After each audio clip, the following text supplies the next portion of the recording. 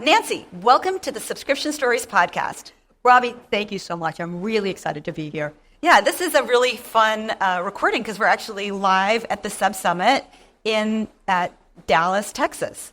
I bet you that your listeners can feel the excitement and the vibe right now. I mean, it's amazing. Yeah, it's so much fun. And you opened yesterday with the opening keynote talking about your book, or the work from your book, using behavioral science in marketing. And so I wanted to just open up by asking, what is behavioral science? That's a good question. And I'm glad that you asked it because, when people hear behavioral science, sometimes I think science and their eyes roll back in their head. And other people think test tubes and lab coats. But really, behavioral science is simply the study of how people behave, and more specifically, how they make decisions, why they do what they do. And that's what makes it so important for brands, for businesses, for marketers to understand. Because it turns out that very often people don't make decisions so much as default to decisions. They have these decision-making shortcuts that they rely on. And so when marketers understand that, we can get out ahead of it and make it more likely that people do what we want them to do. Yeah, it is. I mean, science sometimes seems overwhelming, but even for startup entrepreneurs, some of these findings from behavioral science researchers can actually be pretty easily applied into their day-to-day marketing activities. Absolutely. My philosophy is if you're going to put a marketing message out there, if you're going to put a message out to try to attract members or subscribers, you're doing it anyway. Why not take an extra couple of beats and do it in a way that's going to be optimized, that's going to make it more likely that people do what you want them to do? And some of the behavioral science behind the recommendations I give is really very easy to use. It's changing one word over another. It's changing one phrase, choosing to say things slightly differently. You're conveying the same information, but how people receive that information can, determine whether or not they say yes or they move on. And so you want to make it more likely they're going to say yes. Yeah. So I want to talk a little bit more about how you got into behavioral science. But before I do, I would love for you to share a couple of examples of how, maybe even some of the examples from yesterday's talk about how subscriptions are using some of the tactics that you described in your book. Sure. So, when you think about it, we want to get people to sign up. We want to maybe cross-sell people. We want to retain people. And, again, how we communicate with them is going to impact whether or not they do those things. So one of the examples I shared yesterday was something that I myself received. It was a company that does wine by the mail, and they wanted me to buy a bottle of wine. And of course, I like wine, so I'm like, oh, this looks good. But what they did is they used a really interesting technique called the endowment effect, because they told me that I had a $15 credit in my account that would expire at $11.59 tomorrow. And that's really very, very different than saying, hey, we're running a special. Buy a bottle by $11.59 tomorrow, and we'll give you a $15 discount. Sure, mathematically it's the same thing, right? But the idea that the $15 credit was already in my account, well, that made me feel like it was mine, that I owned it. That triggers something called the endowment effect, which is basically this idea that we overvalue things that are ours. If there's something we want to get, well, we value it. That's why we want to get it. But once it becomes ours, we place greater value on it. So I thought that was just a brilliant application. It was like, hey, the $15 credit's in your account, but it's going to expire. And I went, it's my $15. I don't want to lose it, So I was way more likely to use it than if they simply sent an email and said, here's a $15 discount, but you have to use it by a certain date. So I thought that was a really interesting example. There was another example that I showed that tapped into something called availability bias.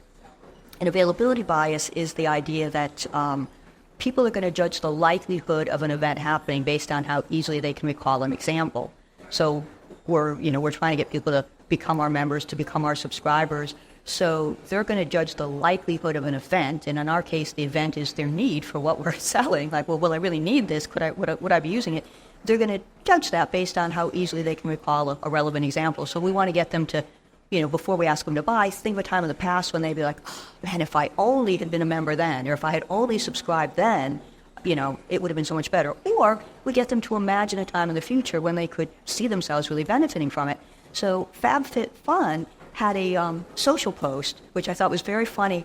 They were trying to sell a digital luggage scale, and they said, they spun this scenario, something like, you're at the airport, your luggage is overweight, you're frantically pulling pieces of clothing out of your suitcase and layering them on so that you look like the Michelin man as you're walking through TSA. And it was funny. I've been that Michelin man, by the way. Well, it's funny. When you read that, you either think of the time that did happen to you, or you think of the time you were at the airport and you saw somebody else doing it, or you think of that time when you're at the airport and they say, please put your suitcase on the scale, and you sweat a little and you're like, oh, I really hope it's not overweight, And so it just kind of brings you back there. And once you're in that mindset, then they talk about their digital luggage scale, and you're like, probably a pretty good idea. Whereas if they had just launched into it and said, hey, you should probably have a digital luggage scale, before you go traveling next, you might say, I don't think I really need that, But when they spin it, with this idea of like, oh my gosh, there's too much weight in your luggage, you're pulling stuff out, you're layering it on, it sets the stage, or it lays the groundwork, and it just makes people way more receptive to the message. So those were a couple of the examples that I shared yesterday, and I think they're really good examples of how, brands and marketers for those brands can use behavioral science. And again, it's not, it's not that difficult. It's just giving a little thought to your prospective customer's mindset and, thinking, all right, what might pave the way for my message? Yeah, I love it. And what I noticed in those two examples is that emotion is coming into play. Like, we started by saying, don't be afraid of science. It's not all test tubes and metrics. When you give the examples, it really comes to life. This is about impacting people and making them feel things that drive them to take action, right? Logic makes us think, emotion makes us act. How do you think about the role of emotion in building out, let's say, a subscription marketing communications plan? Sure. You are spot on about emotion. A lot of times we think that if we just give people the right information, they'll make the right decision, right? And sure, we do need to give them the right information. We need to talk about our product, our service, the particulars, the price. All of that has to be there. But the truth of the matter is people make decisions for emotional reasons, and then they later justify the decisions with the rational reasons. Oh, the quality is good, the price was right. But before that happens, there's an emotional response. So we really need to think about what emotions we want to stoke in people. And, some of them are obvious, like, all right, if you're selling fashion, it's like, the joy of having some new clothes, or maybe, you're selling food and the enjoyment there. But there are other ways that we can pull in emotion. For example, people really like to feel safe and confident. And if we can make people feel that way about subscribing, about becoming our member, that is going to be a very good thing to do. There's the idea of reciprocity. When somebody does something for us, whether or not we asked for it, but when somebody gives us something, we feel this need to reciprocate, to somehow, even the score, to repay the debt. So when brands can give a little something in advance, the give to get idea, maybe I asked for it, maybe I didn't, but I have this free guide or this free gift or this free sample, and now I feel obliged to maybe make a purchase to even the score. So this idea of feeling obligated can come into play. It's so interesting that you say that. I just had an aha moment. That's why I do the podcast, by the way, so that I can learn from really smart guests. But I was thinking about free samples and how, you go to Costco and they have, all the different free samples, and how, I always knew that a free sample is a taste of something delicious so that you understand how good it is and believe them, and then you buy it. But you're bringing up this other piece that I think is equally important in this moment, which is somebody was standing there by the samples. And so if you're offering me samples and I take one, I do feel an obligation now to do something for you. And the only thing I can do is buy it. So I'd never thought of that there's a reciprocity element that's involved in free samples. Oh my God, I have a basement full of wine because I like to go to wine tastings. And, you taste a few wines and they're like, I can't walk out without buying a bottle, and they were good, right? So you buy a bottle, it goes downstairs into the basement, and then I go the next week to a wine, and I not drinking them. And, now I've got all these bottles of wine down there. And I finally had to quit the wine tastings because of that very reason. And, they say, hey, it's wine tasting. You don't have to buy. But exactly what you described happens. You're, standing there, you've, had a few sips of something, and then you feel like, oh, I really should buy something. And you nicely articulated the emotional and the rational, too, when you're talking about the free samples, because it's like, well, I'm going to taste this to make sure that it's as good as they say it is and to make sure I like it. That's very rational, right?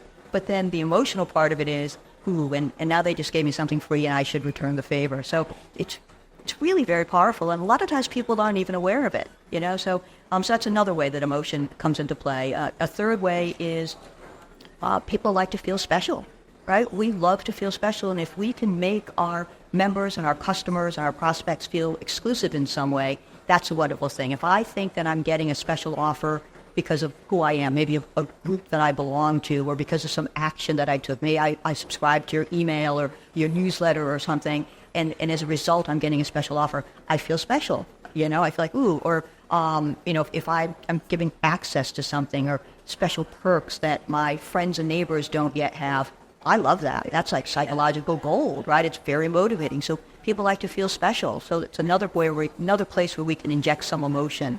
Yeah, and that's a great one for here at the conference, because there's a whole room full of vendors downstairs. And I would imagine that if they had offers, this learning from you right now in real time and trying to think this through, if they had offers where they said, special offer for Sub-Summit attendees, good only until the end of Sub-Summit, that really puts a couple of your concepts into practice. Absolutely. I could say I could start with, Robbie, you are clearly a very successful business person. Not everybody is. So now you're excited. That already works. Right? Really Okay. Well. The exclusive flattery will get you everywhere. And, then I can say, and because of the business you're in, you could probably really use our services. And I've got this special that only runs through the end of Sub-Summit, and I'd like to offer it to you, and it's going to give you this discount. And you're right, you just package all those things in, and suddenly I'm feeling like I've been sought out and recognized, and I'm getting something that not everybody could get because I happen to be here. And then, if I tossed in a little discount or a free sample or an upgrade or something like that, maybe even the reciprocity would kick in. You're like, oh my gosh, not only did they give me this show special, but they added to it, because we were chatting, and I kind of have to do something now. I've got to give them some business back. Yeah, I love this.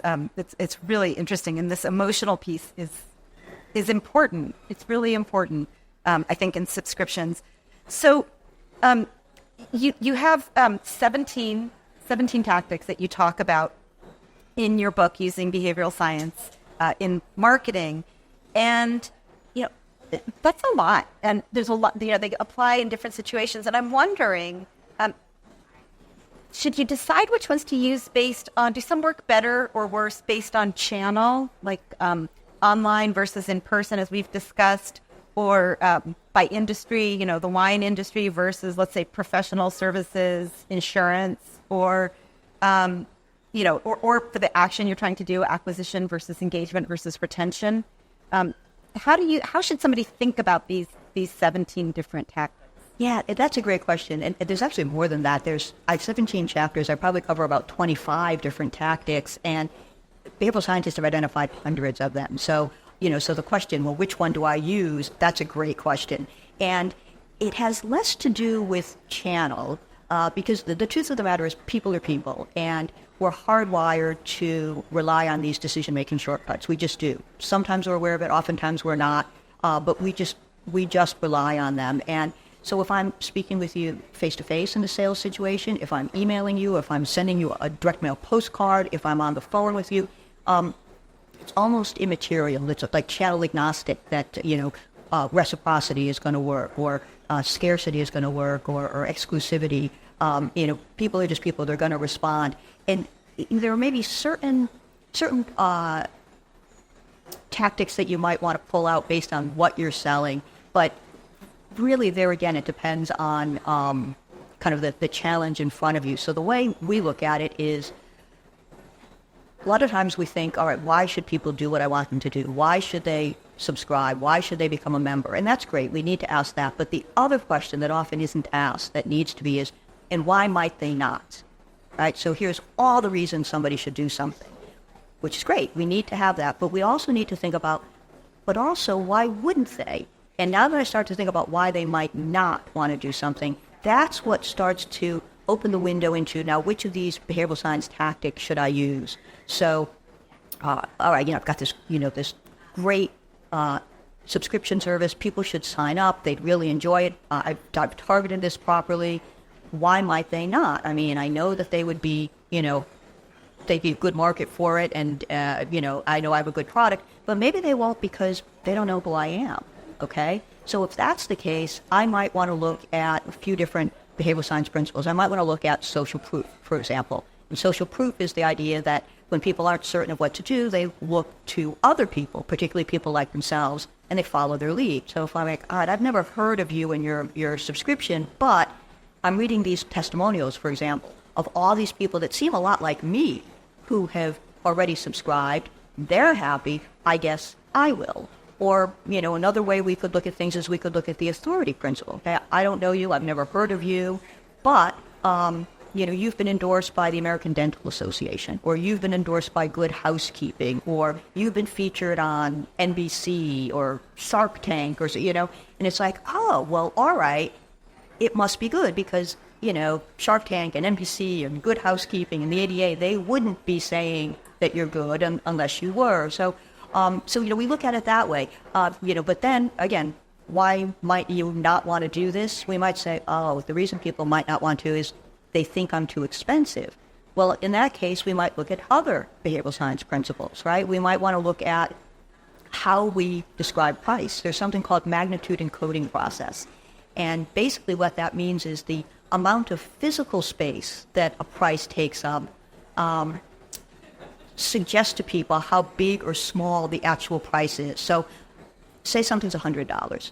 You could write that as $100 decimal point 00. That's $100, right? Or you could write it as $100. That's also $100. The first one takes up more physical space. The second one takes up less. The way the human brain works, the second one just feels smaller because it takes up less space. So we could think about how we want to express our prices, where on the page or screen we want them. The $100 in the upper left seems like a higher price than that same $100 in the lower left because it's lower on the page or lower on the screen. The other thing we can do is we can kind of anchor it to something else. We've all heard the, cheaper than a cup of coffee. In fact, I used that, yesterday in one of my presentations. But the reason that works is we all know what a cup of coffee costs. We don't know what this new subscription, this new box of the month, this new membership should cost. We have no idea. But if we peg it to, well, it's like, it's a cup of coffee a day. You're like, oh, well, that I spend. So the real way to use these principles is to think about, why somebody might hesitate, what might be holding them back, and then where can we leverage a behavioral science principle to overcome that barrier and make people feel like, yeah, I'm going to go for this. So if somebody, at SubSummit, there's a lot of entrepreneurs, many of them with nascent businesses, pretty small, just getting started. Would you advise them to make a list of all of the different tactics that the 25 or so tactics you have in your book, and then think about the problem, then go through them and say which ones of these might work the best? Is that, it would take, take a little bit of time to put together the template, or maybe you already have that, and then they would just go through. It would take, let's say, an hour to sort of talk it through, or maybe a little longer with their colleagues. But is that kind of the approach that you would recommend? That could be a good way. I mean, we have a small agency, and we're so familiar with these that we kind of have them memorized. But that's basically the process we go through. It's like, what do we want somebody to do? Why might they not do it? What's the best way to overcome that? I've talked to people who have read my book, and they have sticky notes, all over the book. And every time they read something that they think might apply to them in their particular business, they just, put a sticky note there, or they highlight it. I've spoken to a couple of people who said they created their own little flashcards. Other people have put together exactly what you say, just a list. The book itself, at the end of every chapter, just has a quick recap and, takeaways and bullet points of how to use. So even that would be easy enough, But I think the critical thing is trying to figure out why somebody isn't going to want to do what you want them to do, Now that said, you'd ask me, would you use different tactics perhaps if you're trying to acquire someone versus retain them? And sometimes yes, sometimes no. I mean, we talked about social proof and testimonials. You can use those for acquisition. You could also use them for retention, right? Just to keep reminding people that they made a good decision. I just thought of an example with using it, because I was thinking the same thing, that social proof is for acquisition when you were giving that example. But I was thinking about, our water utility. I live in California. Water utility tells you how much water you use compared to your neighbors. And that also is working for driving behavior change, right? That I'm going to be like, oh, I probably should get those, the timers. I should get the timers installed because then I can use my water in the morning when it's less likely to evaporate and I would use less. But that also works there's social proof and there's also sort of social pressure. Yes, exactly. We have something similar. I'm from Massachusetts. We have something similar with the electric utilities. The interesting story behind that is, they would send out these, I think, periodic mailings that said, here's how much you're using, here's what your most efficient neighbors are using, and here's what, the average person is using. And you obviously wanted to, be in that, very efficient phase. And when they first were doing it, what was happening is if you were using very little and most people were using more, the people who were using very little actually started to use more because it was like I'm a dope, right? Well, it was like from the only one that's conserving. From a marketing perspective, it was a backfire. It was a social proof backfire because that's exactly what it's like. Oh, other people are using more and I'm not. I guess I should use more. So then what they did is they put a smiley face next to the people. It's like you're using very little with a smiley face, and that reversed it. Then suddenly people who were using less, they saw the smiley face and they're like, I'm good, and it didn't prompt them to use more. But you're absolutely right. Social proof, social norms, we're not really sure. I don't know, how much water should I be using? How much electricity should I be using? And then you get this report and you're like, oh, okay, good. So yeah, social proof can be powerful. The other thing about social proof is a lot of times we want those 5 stars, right? We want a 5-star review. And I'm no different. If you read my book, give me a 5-star review. I'd be very happy if you do. But there's research that says the optimum number is actually 4.2 to 4.7. This research came out of Northwestern University. And the reason they find 4.2 to 4.7, really ideal is if you have nothing but 5-star reviews, it's suspicious. And people are like, what's going on here? But 4.7, 4.5, it's like, okay, you can't please everybody, but it looks like the majority of the people are happy, right? And the same thing with testimonials. We all look for that glowing testimonial, Nancy's the best thing since sliced bread. It's like, I want to use that. But, what you really want in a testimonial is if you can find one of your members or your subscribers who starts at that place of skepticism, who says, I wasn't really sure that, this was going to work for me. I wasn't really sure this was going to be worth the price. I thought to myself, is this going to be any bit better than this other one I've been using? But then I tried it and wow, I absolutely love it. That is so much better of a testimonial because you're starting at that point of skepticism, which is basically where your prospect is. If you had already convinced them, they wouldn't be reading those testimonials, There's something in the back of their mind that's holding them back. And if you can find a testimonial where, someone is acknowledging it, someone like me had that same hesitation, they kind of rolled the dice and gave it a try, and they were pleased, it makes me feel like, well, then I should do the same thing. Yeah. And back to your original point about whatever tools you're going to use, you want to start by understanding what is the hesitancy or what is the problem that's going to prevent them from doing the behavior you want them to do. If you know what those are, here's all the reasons somebody, for example, won't subscribe. If you're thinking about the social proof, you might actually want to have at least one social proof point that ties back to each, you said, too expensive, don't believe it works, think that the thing I already have will solve the problem well enough. Why do I need one more hair product, for example? That would be a very good way to just systematically kind of shore up all the weaknesses, all the potential leaks in your bucket. Yeah, no, absolutely. You start to make that list, and a lot of times at my agency, we look for the primary barrier and the secondary barrier. It's like, okay, the number one reason someone might not want to do what we want them to do, and then the secondary one. And we figure if we can attack those two, we're in a good place. And, if you're talking about like having that list of testimonials and having a testimonial that kind of addresses each of those points, or, just having, the kind of the, all right, if this group of people is hesitant for this reason, here's what I'm going to use. If this group of people is hesitant for this reason, here's what I'm going to use. Maybe in some cases, you've got an established customer base, but then you're, maybe moving to a new area, and those people haven't heard of you, so they're going to require, different messaging than the established base because they've already heard of you. So it's thinking about, why they might not do what you want them to do, and then maybe putting together that list, and you just swap in things. Yeah, it's so easy to think, like once I've been I can see why you do well as a consultant, because once I'm talking to you, I can start to see all the tactics and how to put them into effect.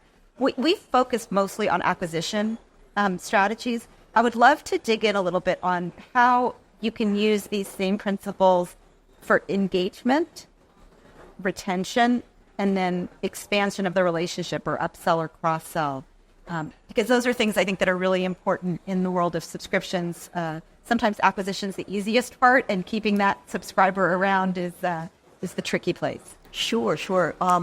It's interesting. I recently read a case study about Adobe, and Adobe has a suite of products that you subscribe to. So this is more of a a B2B play, but it has to do with retention.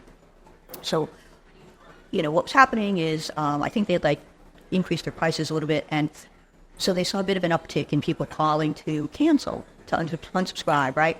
And usually, what do you do? What do you tell people to say on the phone when someone calls to unsubscribe? Oh, why are you unsubscribing? Why do you want to cancel your membership, right? Because that's helpful. We want to find out because we think if there's a problem, maybe we can fix it, or maybe we can address it in the future. And it's it's just always good to know why people are leaving. But they decided to flip the script, and instead they asked people, why did you originally subscribe? So, you're calling to say you want to, unsubscribe. And I said, okay, I understand. Can tell me why you subscribed in the first place. And what that did is it reminded people of all the value that they were getting from the service, and it allowed them, it taught them just under a 9% save rate, which is pretty good, right? I mean, it was 8.8 or so, just those people would have been gone. And by just saying, well, why did you originally subscribe? Oh, well, I were, and then, maybe they stepped them down to a different plan or something, but it managed to keep the customer as opposed to letting them go. So asking people, instead of why do you want to leave, why did you originally come to us, that could be an interesting tactic. Another good way to... Before you go further, I want to ask you, because Adobe is in the press, is in the media today, because yesterday the Federal Trade Commission sued them for making it really hard to cancel. Oh, interesting. Yeah, and so... it sounds like what you just described to me doesn't sound like those are not the issues that were mentioned in the lawsuit.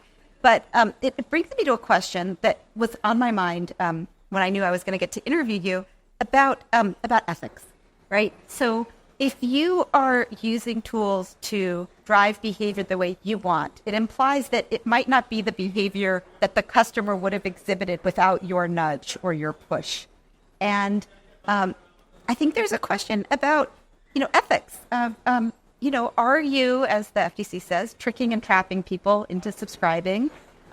Or are these ethical, thoughtful ways of helping people to understand the value they're going to get, making it less abstract, making it more resonant with their own goals and challenges? So how do you think about that? Kind of where is the ethical line in this kind of powerful set of tools? Yeah, and it's a great question, and it's one that a lot of behavioral scientists talk about. And, I would like to think that your listening audience, are ethical, responsible, honest people. And I'd like to think that my customers are the same, my clients are the same. And, so the word is always use this responsibly. Don't misuse it. Just like any other tactic or tool in your toolbox. When email first came out, but people would spam people. Now, a lot of us are a lot better about that. We don't do it. There's still some bad players who do, but, we just know you shouldn't be spamming people. It's the same thing with some of this behavioral science. just because you can do something doesn't mean you should. You should do it when it's truthful. Don't tell me there's only 5 left when you have a whole, storeroom of them. But if you only have 5 left, well, for goodness sakes, do tell me, because I might want one of those and think I have plenty of time. But if there's only 5, please tell me. So it's a question of user intent, really, brand or marketer intent. Like, you want to be honest, you want to be ethical, you want to be responsible, you want to use these for good. And when you think about it, when you put a marketing message out there, whether it's acquisition or retention or cross-sell, upsell, some people are going to be like, yes, oh my gosh, yes, I want to subscribe, or yes, I want to upgrade. Like, this is perfect. It couldn't have come at a better time. And then there's going to be another group that's going to say, no way, no how, I would never do this. I'm not interested, or if I were to do it, I would only do it with this other company. Like, this isn't going to happen. And then there's that great section in the middle. And those people could say yes, but they're busy, and their attention is fractured, and they're distracted. And in order to hope, that they might say yes, you first have to capture their attention. You have to make sure that they understand your message. You have to make sure that they retain it. And you have to make it easy for them to respond to it. And if you fail in any of those 4 places, you're going to lose them. But your competitor, who maybe does succeed in one of those 4 places, will get them. There's a good chance they're going to go somewhere. It's just a question of where. And that's where we, when we're trying to create out our messages, we want to think about adding some behavioral science, because the behavioral science tactics will make it more likely that someone will notice your message, understand it, remember it, and respond to it. But do it ethically, do it honestly, do it responsibly. Don't do anything you wouldn't do to your best friend or your mom. Just don't. Yeah, there's a fabulous book called, and I'm trying to think of the one's name. I'll put it in the show notes. And it's called "Would You Do That to Your Mother?" It's about marketing ethics, which I love. So we're coming kind of to the end of our conversation, and it's been fascinating. And as I've said before, I've gotten a lot out of this. What would you say is the most important takeaway for subscription pros? If there's one thing that they start doing or stop doing as a result of this podcast, what would that be? So I think if you had to boil it down to one thing, it would be just keep in mind that people don't make decisions the way we think they do, right? We often think if I get the right message to the right person at the right time, I'm going to get the right result. I just have to get the right information in someone's hands. And what we have to remember is very often there are other factors at play that influence people's decisions, and they may not even be aware of them, but they do play a role. And when we keep that, at the top of our minds, it will remind us to add some behavioral science, to think about how we want to phrase something, to choose that right testimonial, to, before we, send out a message, think, all right, I know why someone should do this, but let me also make sure I've added in, the reasons that will address the barriers to why they might not want to do this. So I think if we just remember that people make decisions not the way we think they do, they need a little bit more information, a little bit more of a nudge or a prompt, that will go a long way to increasing the likelihood we get those subscribes, we get the retention, we get the cross-sell, we get the loyalty that we're looking for. So take a step back before you dive in with your communication strategy and consider some of these principles. Okay, do you have time for a speed round? Are you up for doing a speed round? I just broke out in a sweat, but yes, okay. Give it a try. Okay, first subscription you ever had? First subscription I ever had, I think it might have been like American Girl magazine, or maybe before that Highlights, which my parents got for me. But I loved Highlights. Okay, favorite subscription you're using right now? Hootsuite. Hootsuite for scheduling your own social media. Favorite personal subscription? Personal subscription, Psychology Today. Okay, awesome. The bottle of wine that you bought with your $15 credit? It was red, I can tell you that much. It was probably a Cabernet, and beyond that, I don't remember. The last email you received that made you take action? Email I received, my business partner sent me a piece of copy I had to review. And a book that you're reading right now? book that I'm reading right now, The Truth About Pricing by Melina Palmer. Awesome. Nancy Harhut, thank you so much for being a guest on Subscription Stories. Thank you so much for having me, Robbie. I really enjoyed this.